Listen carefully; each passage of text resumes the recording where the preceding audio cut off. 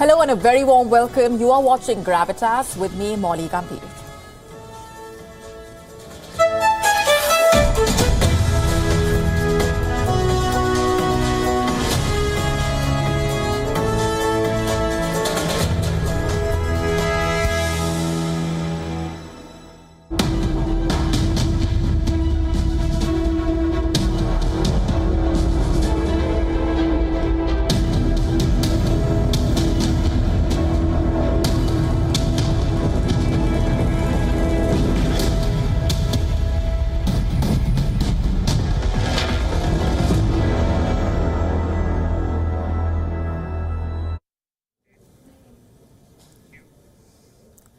US President Joe Biden has said that he is hopeful for a Gaza ceasefire within a week.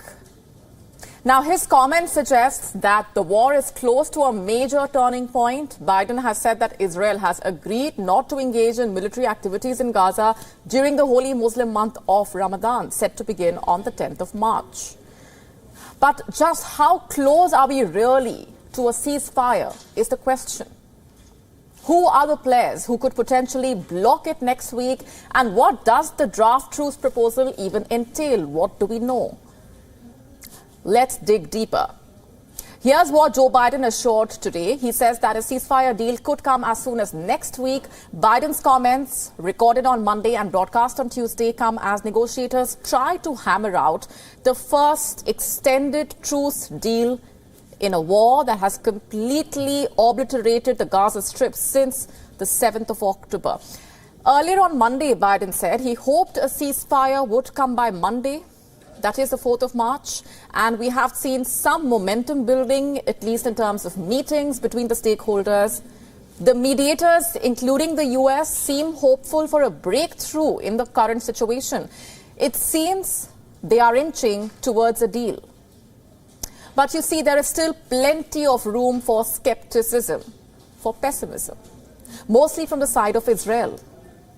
There seem to be positive signs of progress, considering Israel was part of the talks that took place in Paris last week, where the current truce offer was agreed upon.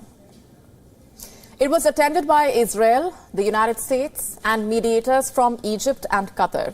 Considering the way the last truce collapsed in November after a week, this is the most serious push for a ceasefire since then. Yet, Israel has confirmed that they are close to accepting the deal. Now, as far as Hamas is concerned, well, they are not as optimistic as the mediators. In fact, they have called Biden's remarks premature. They are currently reviewing the truce offer. You see, they are not satisfied. They claim that there are still significant gaps that need to be bridged. Now, you must be wondering, what does this truce offer propose? We have access to details, and here's what it entails. First and foremost, it offers a 40-day pause and the exchange of Palestinian prisoners for Israeli hostages at a ratio of 10-1. The proposal also suggests that both parties stop their military operations completely. Aerial reconnaissance operations over Gaza will stop for 8 hours a day. All Israeli hostages, including women, children, elderly, and the sick, must be released in exchange for a specific number of Palestinian prisoners. Further, there will be a gradual return of all displaced civilians, except men of military service age, to the northern Gaza Strip. The truce offer proposes that after commencing the first phase, Israel will reposition its forces away from densely populated areas in the Gaza Strip. There will be a commitment to allow 500 trucks per day of humanitarian aid into the Palestinian enclave. Rehabilitation of hospitals and bakeries in Gaza will be allowed, including the entry of fuel for these purposes. And lastly, Israel will have to agree to the entry of heavy machinery and equipment to remove the rubble and assist with other humanitarian purposes in Gaza. On the other hand, Hamas will have to pledge to not use these machines and equipment to threaten Israel. Now, these are the conditions proposed for the first phase of ceasefire. So the question is, what is stopping Hamas from jumping on it? You see, the offer appears to stop short of Hamas's main demands. For them, a ceasefire must include a commitment for a permanent end to the war and Israeli withdrawal from Gaza. And currently, the truce offer does not cover Hamas's demand for as many as 1,500 detainees to be freed. Moreover, the release of Israeli hostages who are soldiers or healthy men of fighting age, also finding no mention in the offer. In Gaza, there are mixed feelings about the prospect of a truce. They want permanent end to the war, and why shouldn't they want anything less than permanent ceasefire? Nearly 30,000 Gazans have been killed in Israeli bombardment. Over 70,000 people have been injured. The Palestinian enclave has been left to ruins. We hope it will be a permanent ceasefire. We don't want to go back to war because war after the first truce destroyed us and destroyed our houses. It's been 3 months that we are displaced. We are tired from migration. This is a migration. We are staying in nylon tents, can you imagine? There is no food, no drink, there are no basics of life. We hope for a permanent ceasefire and we go to our places. It's true, there are no houses, but we hope to go back to our places. We don't want to stay displaced. This is our only hope. If the truce is like the previous one and they would start war again after it is over, we don't want it. And if we can't go to the north, then a truce is not needed. Let's keep the war until it is totally over.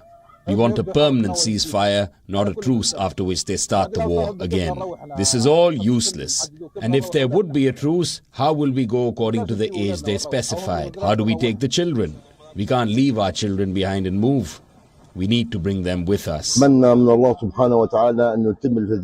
hope from God that there will be a commitment to a truce so people can catch their breath and heal their wounds, and so we reduce the daily casualties. There are 150 to 200 martyrs daily among the people.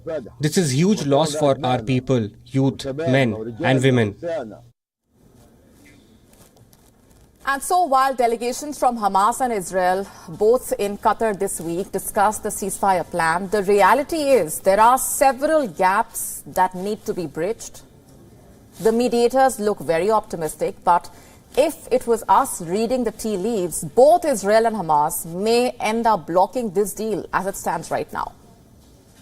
You see, it's not just Hamas. Even Israel is adamant as far as its demands are concerned. The Israeli Prime Minister Benjamin Netanyahu has rejected as delusional an earlier Hamas counter-offer for a ceasefire. In the earlier offer, Hamas had suggested that all hostages would go free when Israel withdraws from Gaza, and an agreement would be reached on an end to the war. But Netanyahu is adamant. There will be no halt in the war until Hamas is eradicated. And this is despite Biden's warning that Israel could lose international support unless it takes more steps to spare civilians. But the international pressure does not seem to bother Netanyahu.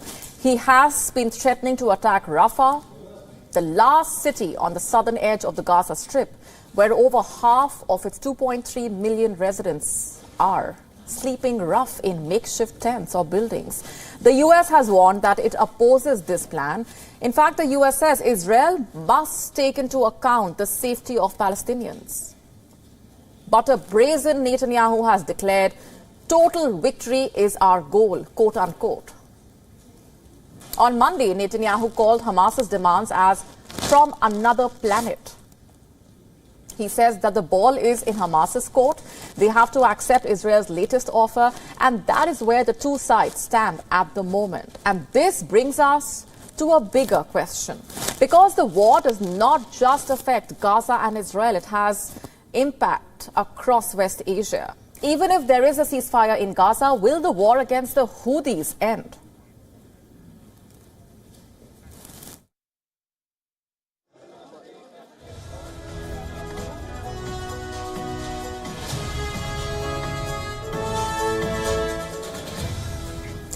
Today, the Lebanese armed group Hezbollah struck Israeli spy equipment at Al-Ramta and Rovesat al-Alam sites in Sheba Farms. It's an area claimed by Lebanon but captured by Israel in the 1967 war.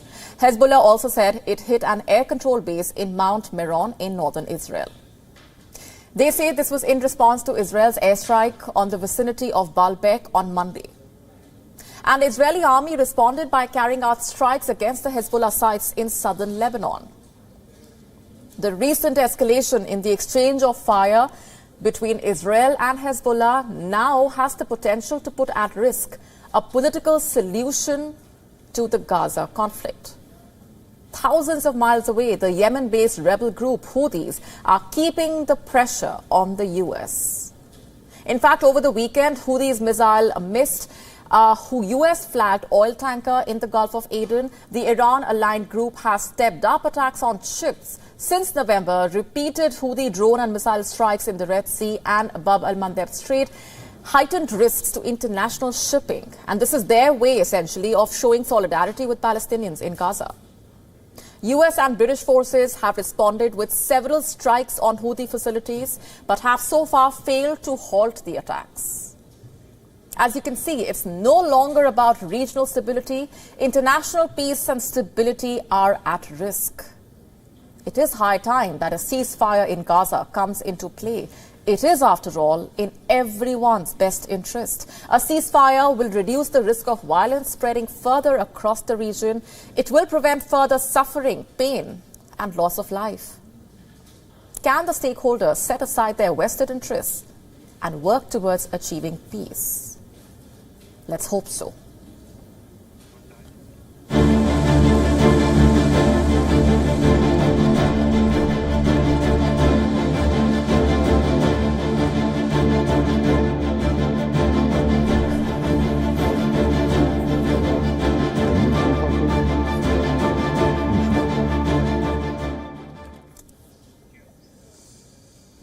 In other news, Netanyahu is being accused of using state funds to repair his private pool. You heard that right. The pool is part of his estate in the coastal city of Caesarea, and it was being polished and repaired as Israeli soldiers were fighting in Gaza. At whose cost, you ask? Well, the state's. And what was wrong with the private pool? Apparently, there were some leaks and the steps needed fixing. The repair request was made before the war broke out, but the go-ahead was given after the 7th of October. So what was the hurry? Was Netanyahu so stressed because of the war that he urgently needed an upgraded pool to relax? Haaretz reports that the chief accountant at the Prime Minister's office objected to the renovation. There were clashes, a series of them, between the accountant and the PMO. But that did not stall anything. And why is that? Well, the reasons being cited are laughable at best and insulting at worst. A source told Haaretz the maintenance work was, quote-unquote, security related. What if Netanyahu slipped? What if the leak drained all the water out of the pool?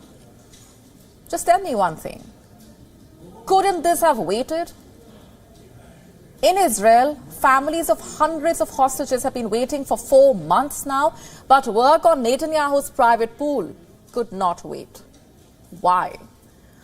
Another reason being given is cost. Apparently, if the issues in the pool would have been left unattended, the cost would have become tenfold. This is deplorable. The war in Gaza is reportedly costing Israel some $269 million a day. And here, the private pool's renovation cannot wait. Why is the state paying for a private pool in the very first place?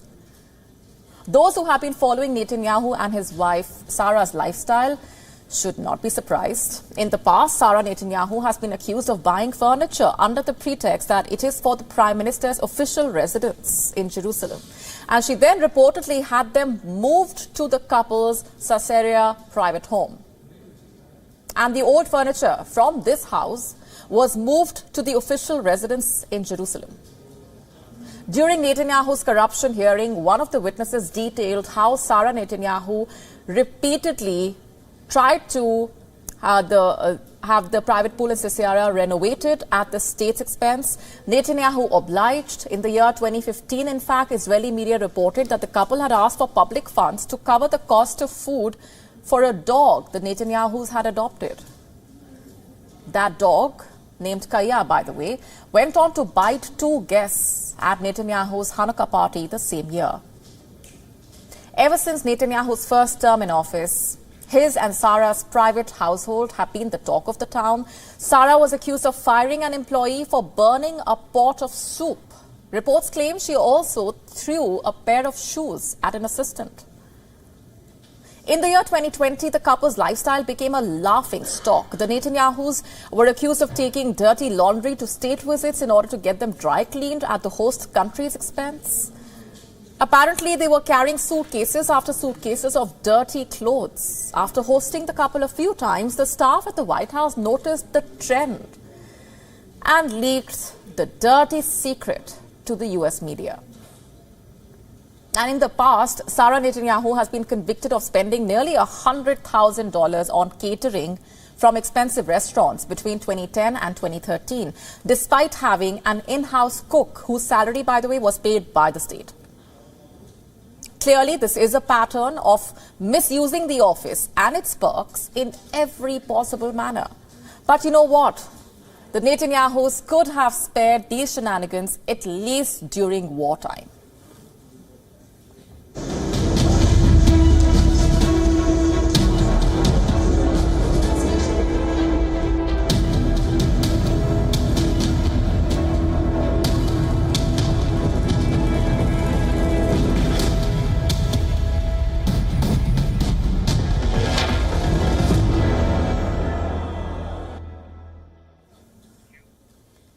Shifting focus to India now, where a high-stakes election for the upper house of the parliament has just concluded. Polling has ended for 15 Rajya Sabha seats across the states of Uttar Pradesh, Himachal Pradesh and Karnataka.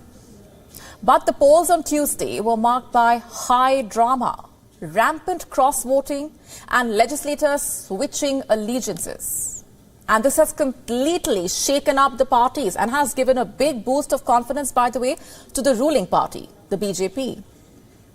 Remember, the results today matter considering India is set for the general election in the coming summer.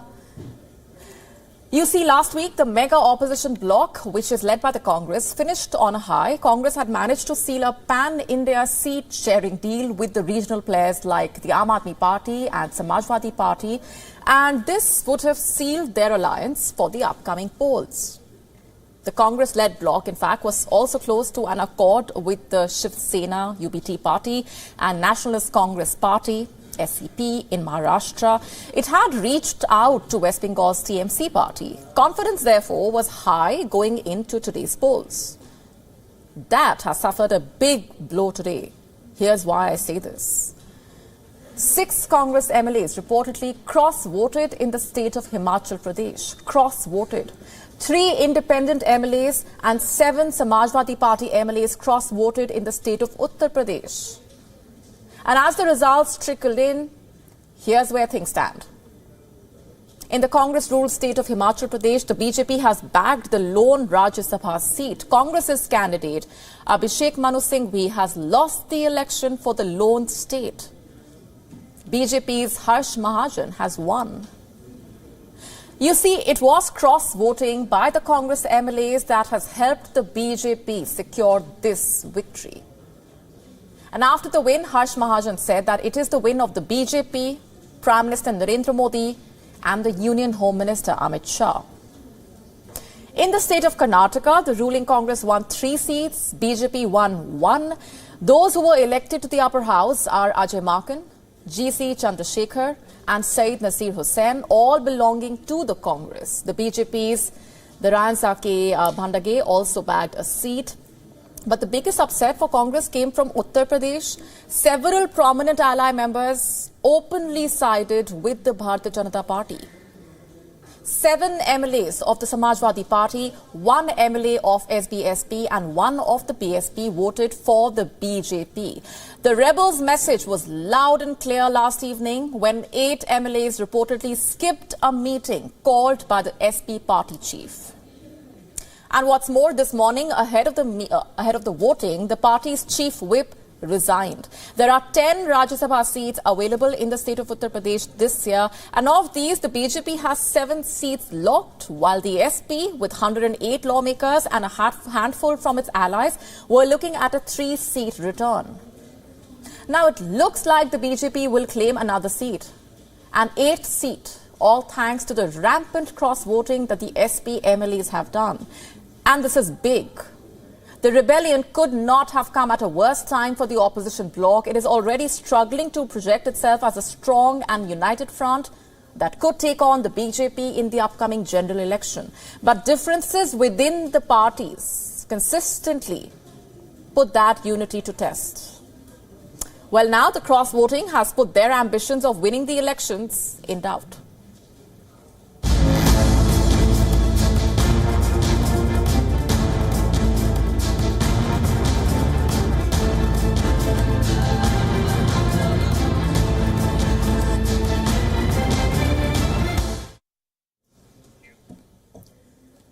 The hypocrisy of Emmanuel Macron's France is out in the open once again. Paris has deported a Tunisian imam for allegedly denouncing the French flag as satanic. This is Mehjoub Mehjoubi. He is 52 years old. Mehjoubi has been living in France since the 1980s. He has a family in the country, but now he has been sent far away from France. Mehjoubi's residency permit has been revoked, and chances are he may never be able to set foot in France again. Why is this happening?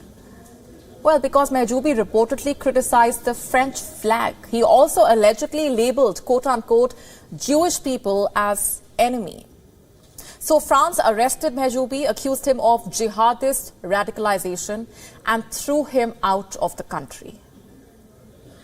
Was France right in doing so? Now, let's just get one thing absolutely clear. I am not defending Mehjoubi's alleged remarks. But France, for the longest time, has defended such insults in the name of free speech. French President Emmanuel Macron has led the defense, portraying himself as the champion of free speech. Just a quick reminder of what happened in 2020. A French school teacher named Samuel Paty allegedly showed his class Charlie Hebdo's caricatures of Prophet Muhammad. It was a lesson on freedom of expression.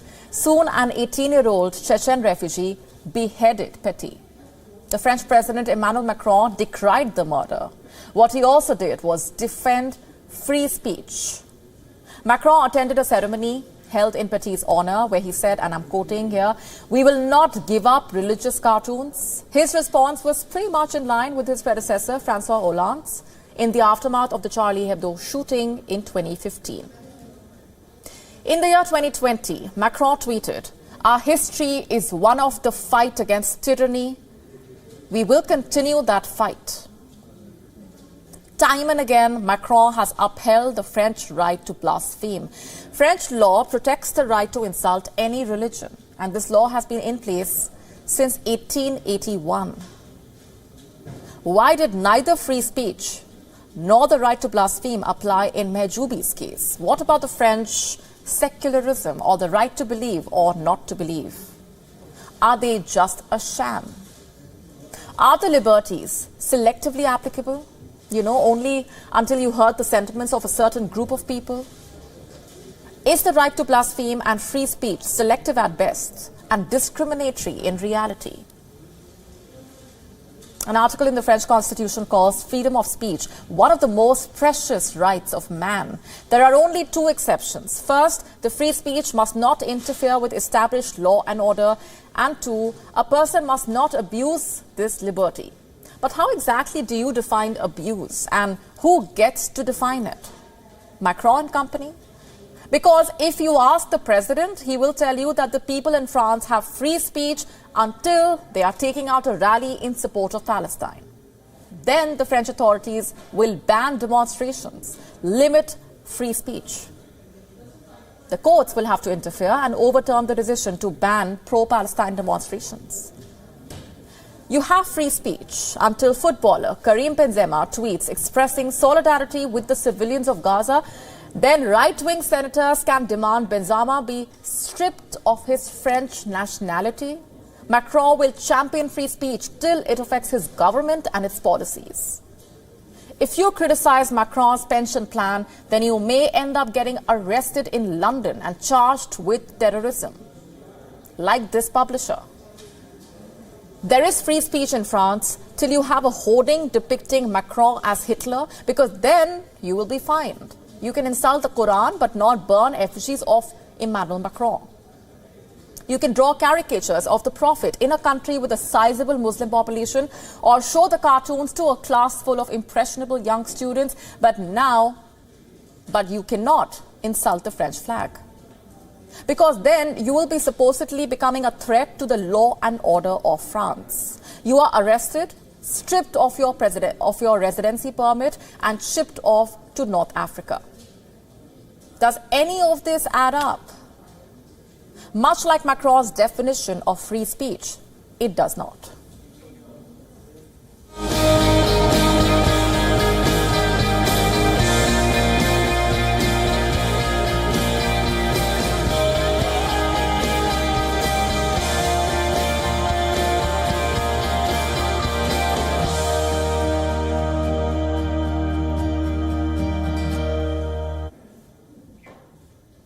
Time now for our special segment, Gravitas Snapshot, where we are getting you the story of Feroz Merchant. Who is he?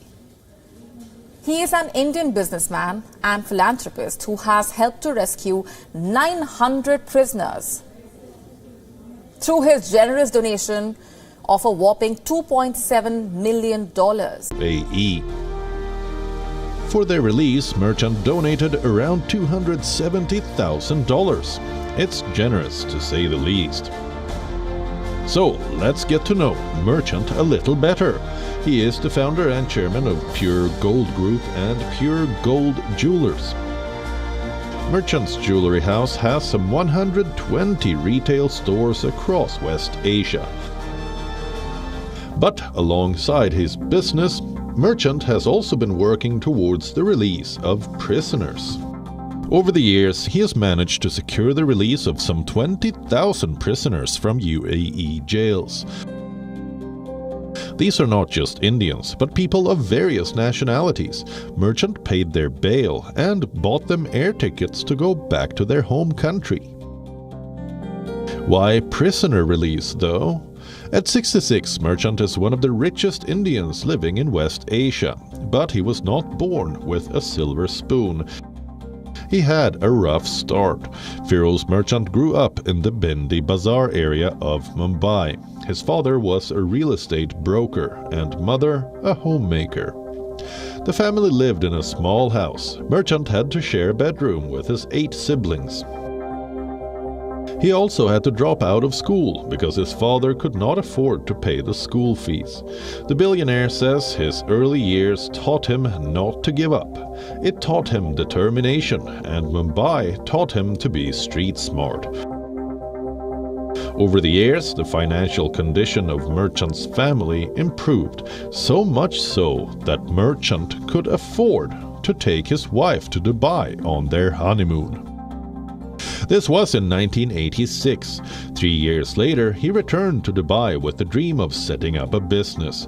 Merchant was 30, and ever since, he hasn't looked back. Merchant's humble beginning have a large role to play in his philanthropy.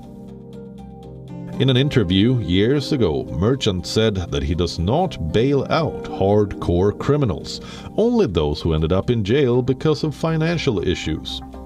Merchant says he understands financial struggles. He understands the pain and sorrow the lack of money can come with. And now that he is in a position to help those who are struggling, he wants to do all he can. This year, Merchant plans to secure the release of some 3,000 prisoners. So far, his efforts have resulted in the release of some 900 prisoners.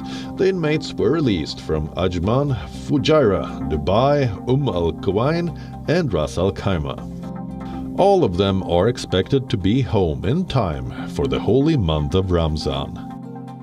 Thanks to Feroz Merchant.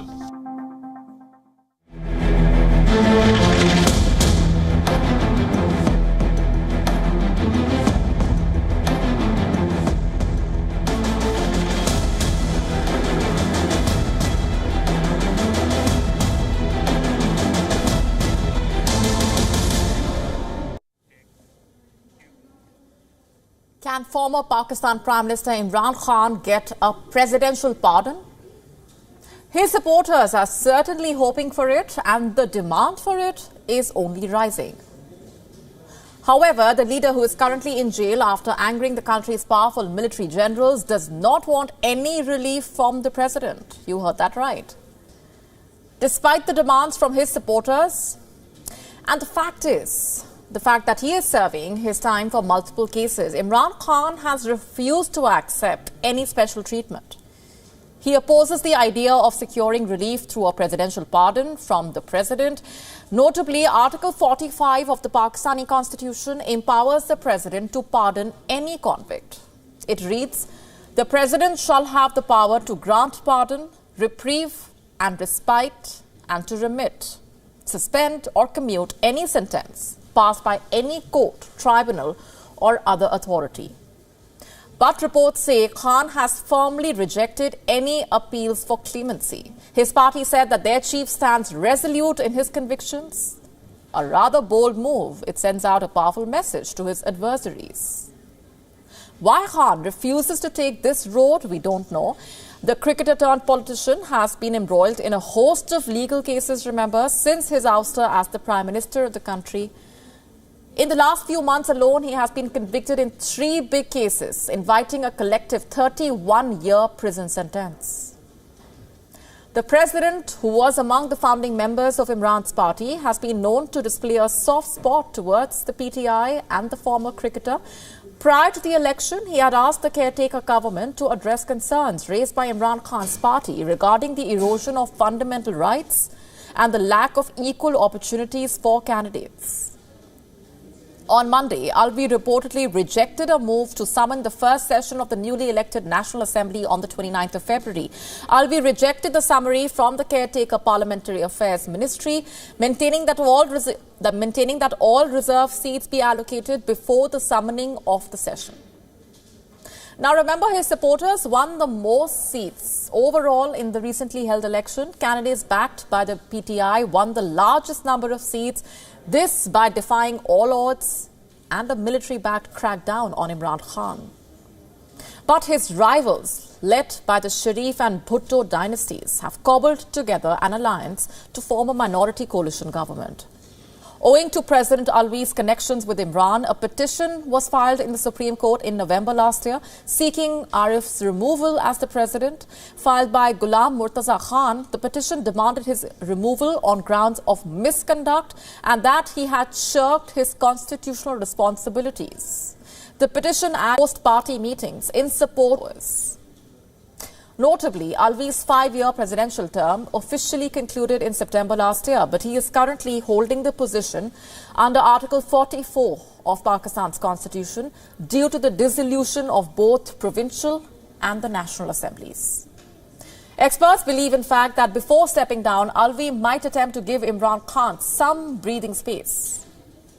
Meanwhile, Khan, who is currently in jail, has alleged that the military generals have backed his ouster so as to bring his opponents to power, a charge that the powerful army and the opposition have denied.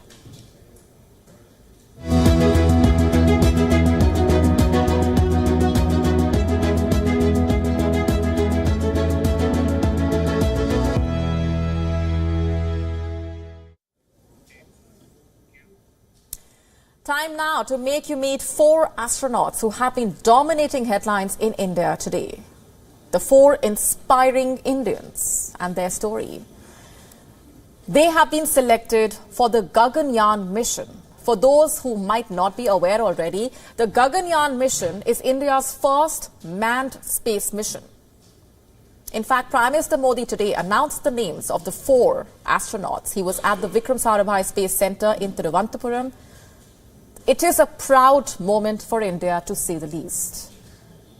The Prime Minister also bestowed astronaut wings to them. And while congratulating them, the Indian Prime Minister said they are not just 4 names of 4 people, they are 4 powers who will take the aspirations of 140 crore Indians to space. And talked about how their names will be etched as part of the 21st century. ये सिर्फ 4 नाम और 4 इंसान नहीं है, ये 140 crore aspirations को space में ले जाने वाली 4 शक्तियां हैं. Now, while a large number of test pilots had enrolled to become astronauts, 12 of them made it past the first level of selection. And after several rounds of selection, the Institute of Aerospace Medicine, or IAM, and the Indian Space Research Organization, ISRO, shortlisted the final 4. They were then sent to Russia for initial training, which was completed in the year 2021. And since then, they have been going through training modules in India.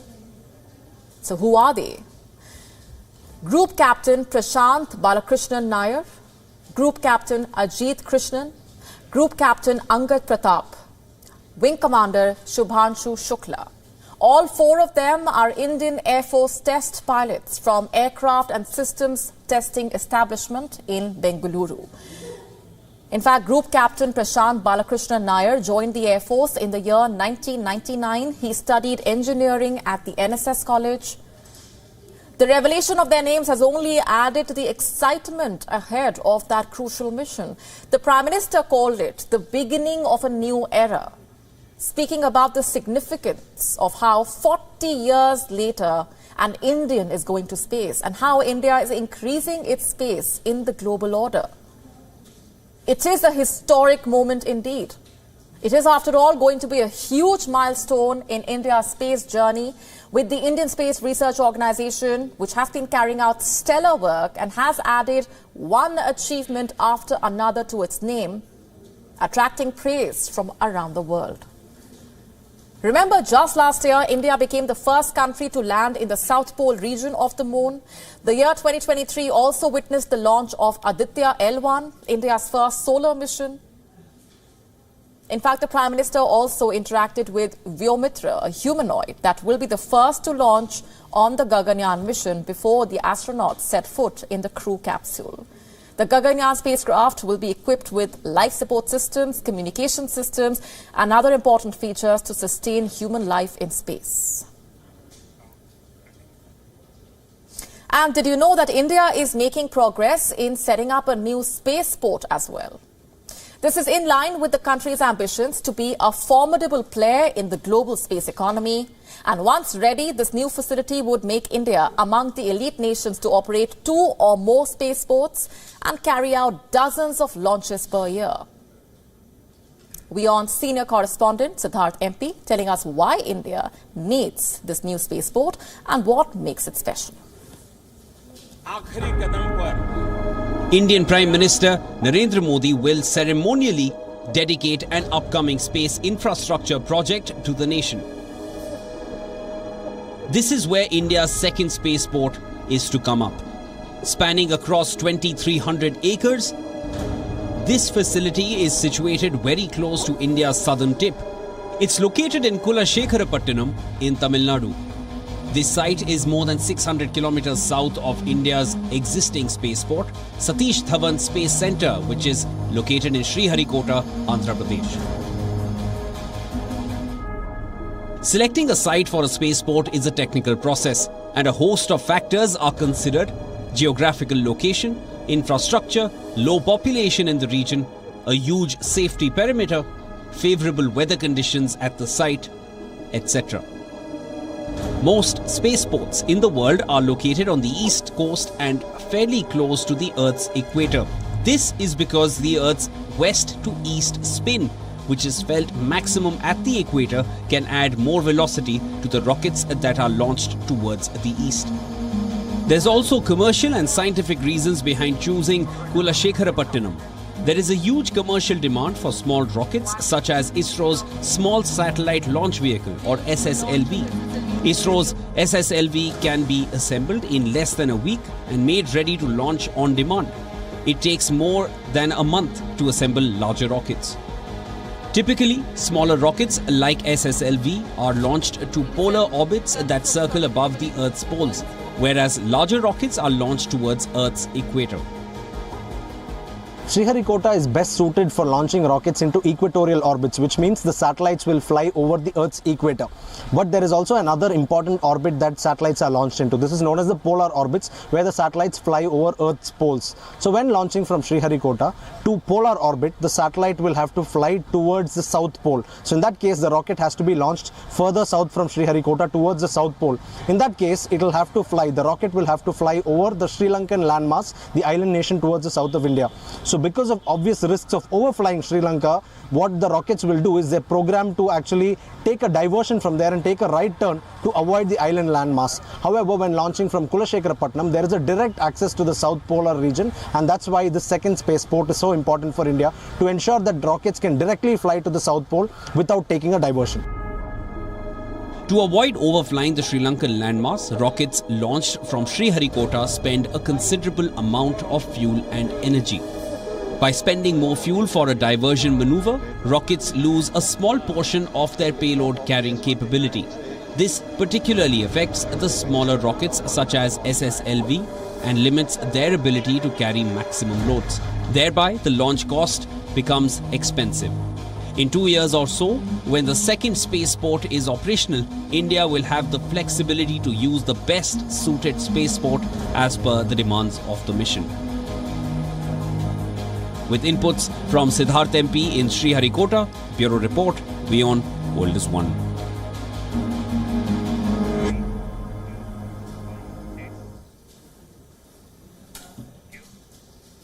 According to a new survey, poverty in India has significantly declined, with estimates suggesting it may be below 5%. In fact, the survey also revealing a notable rise in consumption across the country, along with a shift in spending patterns. Our next report breaking it down for you. The latest household consumption expenditure survey conducted by Niti Aayog suggests a significant decline in poverty levels in India. The survey estimates that poverty in the country may be below 5%, indicating a positive development in the nation's fight against poverty. The urban-rural consumption gap has narrowed from 91% in 2004-2005 to 71% in 2022-2023, indicative of reduced inequality. The survey findings, however, reveal a notable increase in consumption across both rural and urban areas.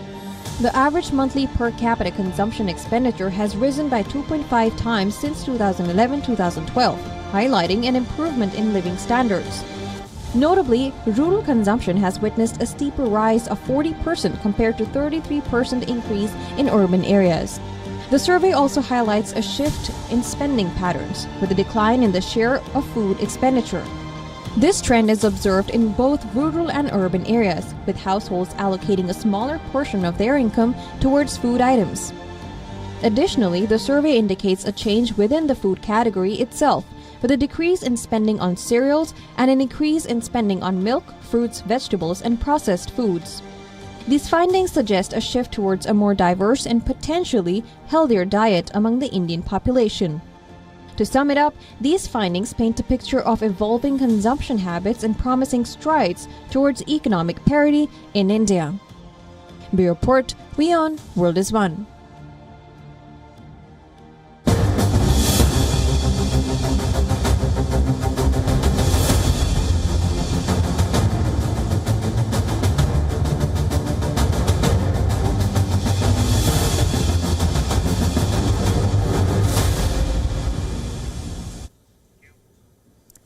In today's so-called hustle culture, how often have you heard people talking about taking it easy, cutting themselves some slack?